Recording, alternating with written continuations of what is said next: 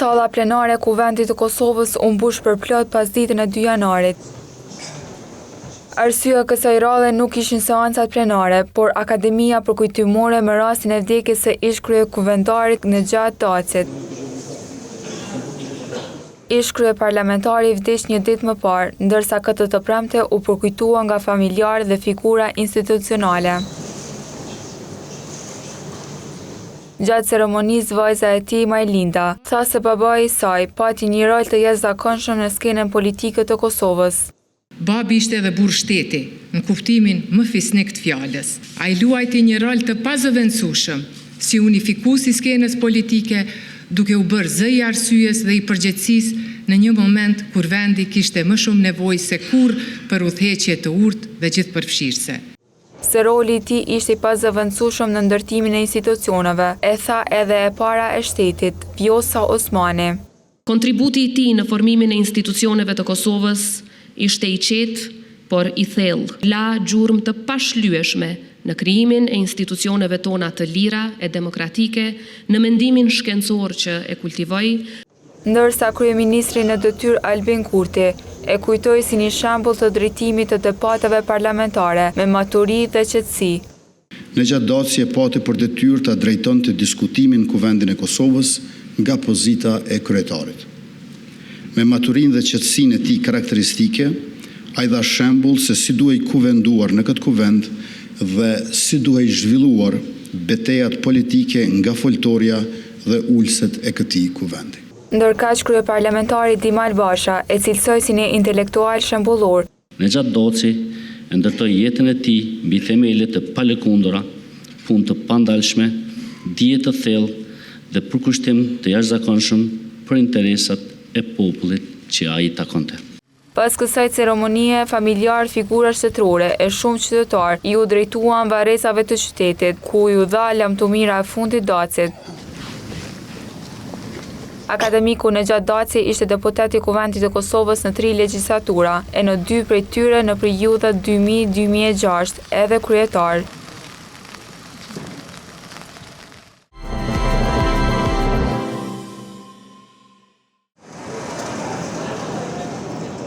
Kutitë e votimit të ardhura nga jashtë Kosovës janë hapur këtë premte në qendrën e numërimit dhe rezultateve në Prishtinë.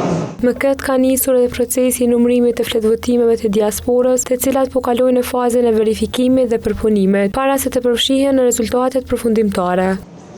Zëdhënësi i Komisionit Qendror të Zgjedhjeve, Valmir Elezi, theksoi që tërheqjet e fundit të zarfeve me fletvotime do të bëhen me 2 dhe 5 janar. Pas përfundimit të numërimit të fletvotimeve nga votimi fizik në përfaqësitë diplomatike, do të vazhdohet me numërimin e fletvotimeve që i takojnë votimit përmes postës dhe që deri më tani janë tërhequr nga kutitë postare të KSZ-s, si ajo në Berlin, pra në Gjermani, dhe në Bern të Zvicrës. Elezi shtoi se nga mbi 28.500 pako me fletvotime të supozuara të tërhequra deri tani, janë aprovuar vetëm 27.600.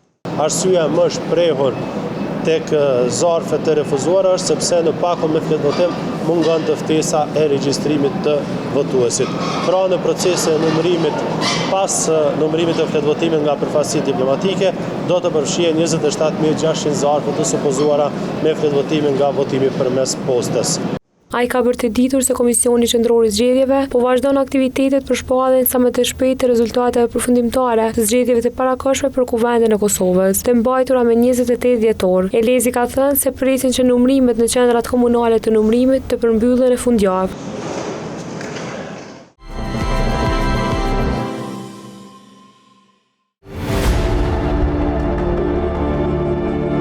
Mendoj se ishte pretendim qesharak që në një fushat ajrore bombardimesh hiqeshin organet e njerëzve dhe shiteshin. S'ka kuptim, s'kishte kuptim kjo gjë. Ishte thjesht dezinformim. Unë nuk kam parë asgjë në Kosovë që i përngjante shtabit të përgjithshëm. Ne kemi arritur në përfundimin se bëi fjalë për një pretendim bosh, se tha që ishte udhëheqës i UÇK-s. Fuqinë reale në strukturën e UÇK-s e kishin komandantët rajonal dhe kjo na u konfirmua kur takua me generalin Agim Qeku në fillim të negocimit të marrëveshjes. ata nuk janë terrorist, pavarësisht se kur shkova të takoja generalet serb, ata më thanë që ata janë terrorist, janë njerëz që luftonin kundër njerëzimit të padrejt, të jashtëligjshëm, që meritonte të largohej dhe të zëvendësohej. Këto kemi persona që luftuan për lirinë e tyre. Me ish komandantin e NATO-s, Wesley Clark, i u vu kapaku dëshmitarve në Hag. Në gjykimin për krime lufte ndaj 4 SUÇK-s, Hashim Thaçi, Kadri Veseli, Jakub Krasniqi e Recep Selimi. Këtë vet u dëgjuan 3 palë të dëshmitarve. Mes dëshmitarve të prokurorisë, dëshmitarve të mbrojtjes së viktimave dhe dëshmitarve të mbrojtjes, këta të fundit vlerësohen si më vendimtarët. Kemi pa në bindjen time 2 anë të medaljes. Fillimisht ka vazhdu paraqitja e dëshmitarëve të ftuar nga ana e prokurorisë, që në mas të konsiderueshme ajo është paraqit me mungesë të theksuar të transparencës, gjë që ka rezultuar me cënimin e njëri prej parimeve të rëndësishme si që është parimi i publicitetit. Për dallim prej kësaj, prej mesit shtatorit e këndej, kemi parë dëshmitarë të pak në numër, mirë po jashtëzakonisht kredibil dhe të besueshëm dhe mbi gjitha relevant që i bën dëshmitar okular. Por jo e lehtë ishte paraqitja e çështjes nga ana e mbrojtjes. Si çështje është ngritur mos aplikimi i barazisë mes palëve në procedurë. Pala mbrojtëse në jo pak raste është shoqëruar me mungesë të theksuar të kohës së nevojshme dhe të domosdoshme, përmes të cilës natyrisht që do të paraqitet versioni ose alternativat në raport me kundër argumentimin, po edhe përkundër kësaj deri në këtë stad të procesit kam përshtypjen që pala mbrojtëse mjaftueshëm dhe suksesshëm ka arritur me kundër argumentu gjitha tezave të prokurorisë me theks veçantë ato që njihen me të ashtuquajtur ndërmarrje përbashkët kriminale. Pikërisht për padrejtësitë e specialës, u mbajtën disa protesta nga Prishtina në Hag, Tiranë, Strasburg e në Shkop.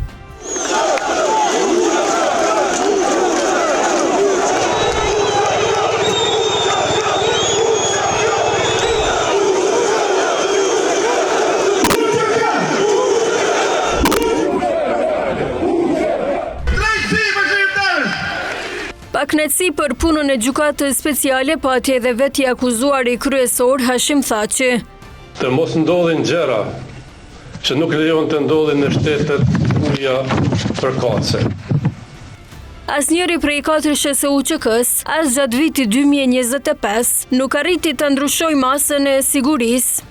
Kushtet dhe arsyet sigurisht më mirë i vlerëson gjykatat, duke pas parasysh trupi gjykues ka qasje në informacionet, ka qasje në të gjitha provat të cilat i posedon prokuroria, po është fakt po ashtu se dëshmitarët e prokurorisë tani më kanë përfunduar dhe të njëjtit mbrojtja nuk mund të ndikonte këta dëshmitar për arsye se dëshmia e tyre tani është e sigurt dhe është në vlerësim nga trupi gjykues lidhur me marrjen e vendimit meritor. Mirë po pati prej tyre që erdhën në Kosovë përkohësisht për vizita familjare. 2 herë gjatë këtij viti në Kosovë erdhi Hashim Thaçi. Së pari për ta parë në spital babain e tij të Samur. Vetëm pak ditë pas kësaj vizite, babai Thaçit ndorroi jetë. Atij nuk ju mundësua të vente në varrimin e babait Haxhi Thaçi, por u lejua për një vizitë tek varri i tij, pasi kishte përfunduar ceremonia e të pames. E kur gjyqi i Thaçit për krime lufte, që është edhe gjyqi më i madh i zhvilluar në gjykatë speciale, është gati të mbyllet. Afër përmbylljes së mandatit vlerësohet se është edhe gjykata speciale.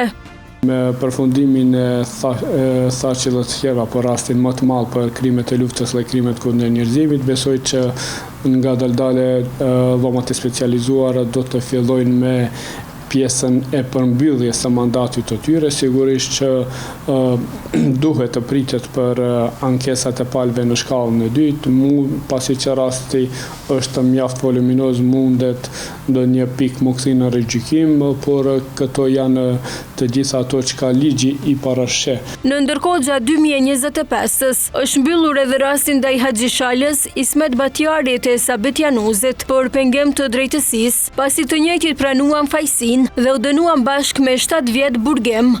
Derisa vitin e ardhshëm, pritet të nisë gjyqi për pengem të drejtësisë ndaj Hashim Thaçit, Bashkim Smakaj, Fadil Fazliu, Isni Kilaj e Hajredin Kuçi. prej tyre Isnikilaj do të gjykohet në liri pas dorëzanisë prej 40.000 euro.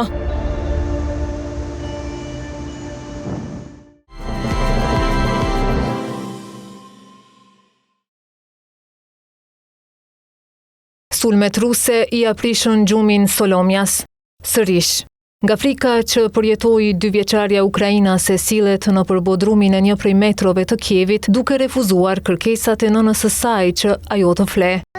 Shpërtheu fort, shumë fort. Unë shkova në korridor dhe tani erdha në strehimore. Kështu nën sulmet e Rusisë nisi edhe një vit për ukrainasit. Për këtë, presidenti i vendit Volodymyr Zelensky kërkoi në janar presidentit të sapo inauguruar amerikan Donald Trump garanci sigurie dhe që të jetë në anën e Kievit. Kjo në një kohë kur presidenti rus Vladimir Putin e kishte përjashtuar mundësinë e bisedimeve të drejtpërdrejta të paqes me Zelenskin, duke e quajtur këtë të fundit si president jo legjitim. Zelensky me ftesë të Trump udhtoi për në Washington në fund të shkurtit me shpresën që të fitonte një mbështetje më të madhe. Megjithatë, takimi me Trump eskaloi në grindje ku presidenti amerikan e quajti Zelenskin mos mirënjohës, duke ju referuar ndihmës amerikane që mori Ukraina përgjatë viteve luftë. Kështu Zelensky u kthye duarbosh në Kiev. Teksa sulmet ruse vazhduan, me 30 prill Ukraina dhe SBA-ja nënshkruan marrëveshjen për burimet minerale duke krijuar fondin e investimeve për ndërtim SBA-Ukrainë. Në maj, Trump kritikoi presidentin rus Vladimir Putin për vrasjen e panevojshme të shumë njerëzve. E Zelensky në korrik bëri një riorganizim të qeverisë, edhe pse riorganizimi i kabinetit nuk është parë si një ndryshim i madh, pasi udhëheqësi Ukrainas vazhdon të mbështetet te zyrtarët që kanë dëshmuar efikasitet dhe besnikëri gjatë luftës. Me 16 gusht, Putin u takua me Trump në Alaska, vizita e parë e udhëheqësit të Kremlinit në tokën amerikane që nga pushtimi i vitit 2022. Takimi i pasoi ultimatumin 50 ditor të Trump ndaj Putinit për të përparuar drejt një armpushimi, më vonë i shkurtuar në 10-12 ditë ose në të kundërtën të përballej me sanksione të ashpra. Bisedimet nuk prodhuan as armpushim dhe as sanksione. Në nëntor, një skandal korrupsioni shkaktoi dorëheqjen dhe shkarkimin e 2 ministrave ukrainas dhe më vonë të shefit të stafit të Zelenskit Andriy Yermak. Ministrat e drejtësisë dhe të energjisë u shkarkuan dhe edhe pse Zelensky nuk u përfshi, skandali u bë një nga krizat më të mëdha politike të luftës. Në nëntor, Shtëpia e Bardhë propozoi një plan paqeje me 28 pika duke i dhënë Zelenskit afat deri në ditën e falënderimeve për të pranuar ndihmën ose rrezikon të humbas. Plani u vlerësua si shumë i pafavorshëm për Kievin pasi kërkonte kufizime ushtarake, heqje dorë nga ambicjet e NATO-s dhe tërheqje territoriale. Por, pavarësisht dyshimeve për legjitimitetin e tij, plani formoi bazën e bisedimeve të vazhdueshme të cilat përfundimisht u reduktuan në 20 pika. Bisedimet në mesin e dhjetorit u përqendruan në 3 dokumente, një kornizë paqeje, garanci sigurie dhe një plan rindërtimi me kontribut evropian për vendosjen e trupave.